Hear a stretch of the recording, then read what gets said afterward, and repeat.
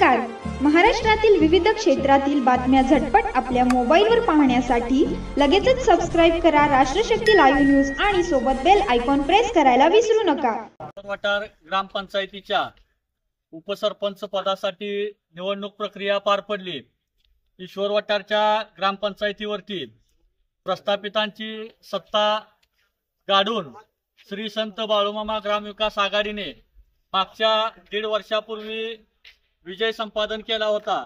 त्यानुसार ईश्वर वाटारमध्ये उपसरपंच पद हे सर्व सदस्यांना वाटून देण्याचे ठरले होते. त्याप्रमाणे श्री संत बाळूमामा ग्रामविकास आघाडीचे विद्यमान उपसरपंच माननीय विजयाण्णा मेटकरी यांनी आपल्या पदाचा राजीनामा दिल्यानंतर ही निवडणूक प्रक्रिया पार पडली.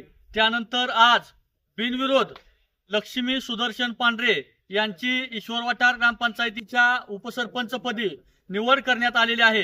श्री संत बाळूमामा ग्रामविकास आघाडी या पॅनलने इथल्या सामान्य कुटुंबातील लोकांना राजकारणामध्ये सामावून घेऊन सत्तेमध्ये वाटा देण्याची भूमिका या ठिकाणी पार पाडलेली आहे.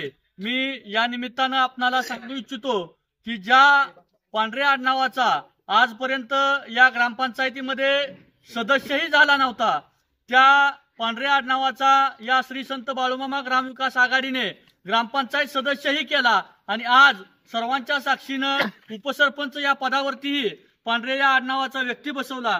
तर अशाच पद्धतीनं श्री संत बाळूमामा ग्रामविकास आघाडी ही इथल्या प्रस्थापितांच्या विरोधात इथल्या सर्वसामान्यांना सोबत घेऊन विस्थापितांची लढाई ही अशाच पद्धतीनं लढत राहील.